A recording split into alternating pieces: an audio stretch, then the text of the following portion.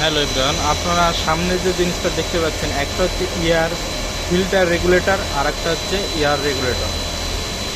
দুটোর মধ্যে পার্থক্য এটাই যে একটা এয়ারটা ফিল্টার করে তারপর আমরা রেগুলেটর দিয়ে কন্ট্রোল করতে পারি, আর আরেকটা কোনো ফিল্টার নেই, জাস্ট এয়ারটাকে আমরা রেগুলেট করতে পারি, মানে রেগুলেটর বলতে আমরা প্রেশারটা কন্ট্রোল করতে পারি আমরা।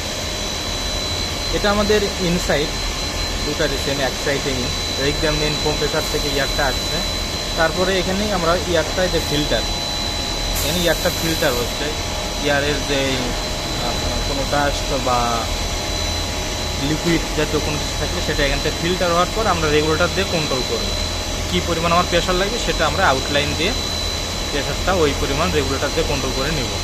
আর এটাতে জাস্ট কম্প্রেসার থেকে ইনলাইন আসছে, আমরা রেগুলেটর দিয়ে কন্ট্রোল করে আউটলাইনে পাঠাবো, এখানে কোনো ফিল্টার হবে না। যে এয়ারটা আছে ওটাই খালি জাস্ট প্রেশারটা কন্ট্রোল করতে পারবো এটা দিয়ে, আর এটাতে আমরা ফিল্টার করে তারপর কন্ট্রোল করে করতে পারবো।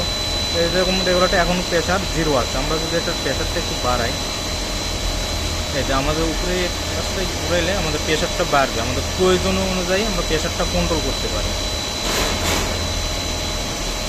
এই দুটার মধ্যে পার্থক্য এটাই, আশা করি আপনারা বুঝতে পারছেন। Thank you.